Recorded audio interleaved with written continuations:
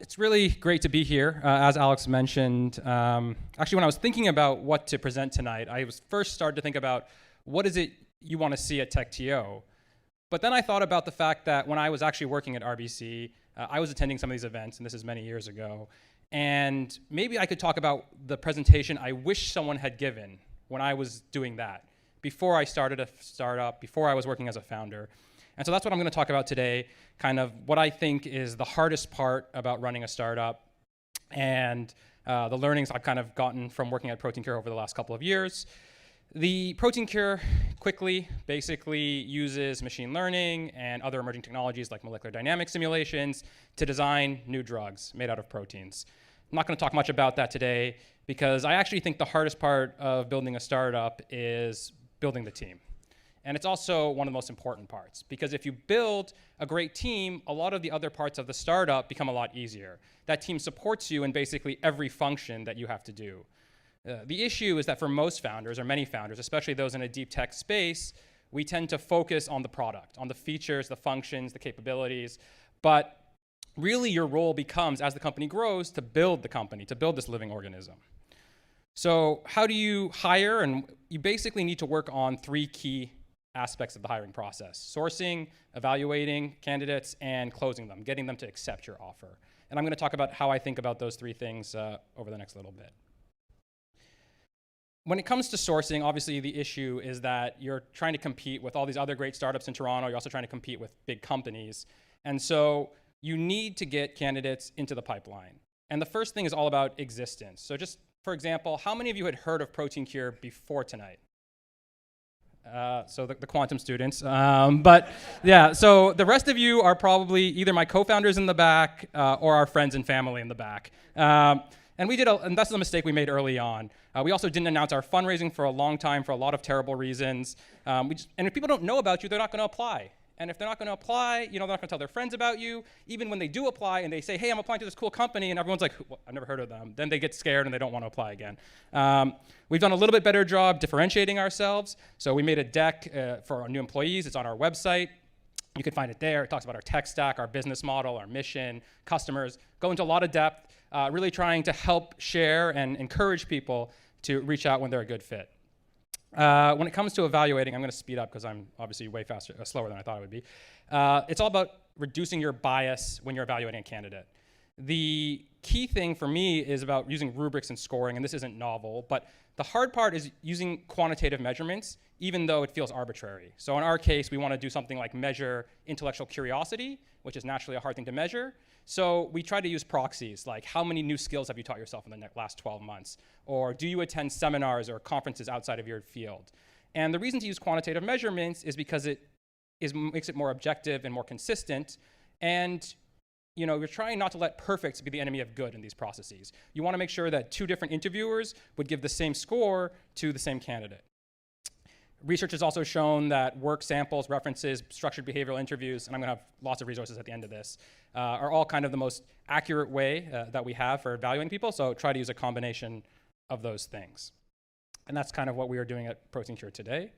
And then once you have the candidate, once you've evaluated them, you need to close them.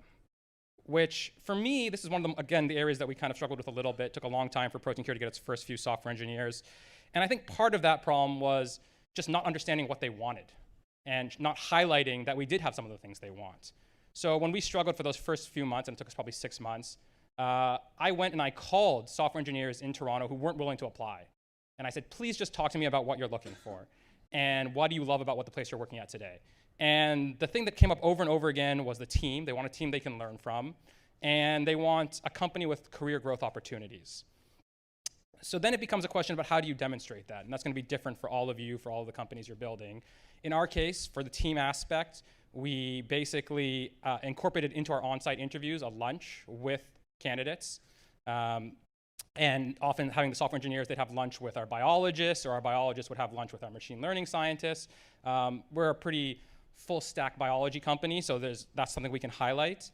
And then on the company side, we've made it so that every time we make an offer, we make one of our investors available to the candidate so that they can figure out, a little bit from the investor's mouth, why is this space exciting? Why do they like us over our competitors? And we find it really helps, sell kind of the opportunity and the uniqueness, hopefully, that ProteinQure represents. And those are basically my tips, just a small kind of hopefully useful amount of advice that will help those of you thinking about creating your own startup in the future. Thank you.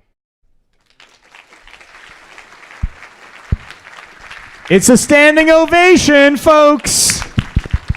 Keep it going. Let me hear that wave of applause. I get a whistle.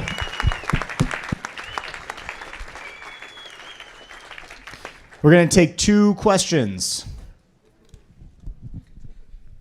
Hi. I wanted to understand, since we're talking about hiring, so when you choose the core team, what are the competencies that you look for except the technical skills? So actually, yeah, we look for what we call ProteinQure fit and initiative and leadership. So you can see it there. ProteinQure fit is things that we've identified as our values. So intellectual curiosity, transparency, a kind of a growth mindset, a history of failing and still persisting. Initiative and leadership is kind of the ability to work in ambiguous environments. That's one I've kind of carried over from consulting. They're really big on that, and I found it is a useful kind of non-technical skill to evaluate. So those are the 2 that we've kind of honed in on, though it will depend a little bit on the role. Should I just go? Yeah, go for it. Okay, cool. So question, so you talked about how important it is to hire good people, and you have a pretty defined process of bringing them on board, but does it stop there? Or because what we find with a lot of companies, they actually struggle to retain good people. So it's not enough to hire them. Yeah, so I'm not probably the most qualified person to speak about this because 6 of our 17 people joined in the last 2 months. I think we've lost 1 of the first 18 hires or something, and that was a machine learning person we couldn't afford, so don't sell yourself short. He went to Uber. So yeah, so I think we're working on it. I think that is important also. I like to think it's a little bit easier. If you hire great people, they tend to want to work with other great people. And so that's fundamentally, part of that retaining. But it's still definitely a growth thing for me. Our oldest tenured non-founder is probably less than a little over a year old. If you want to talk to us, my co-founders are in the back, Mark and Tomasz. You can't miss that hair. Feel free to say hi.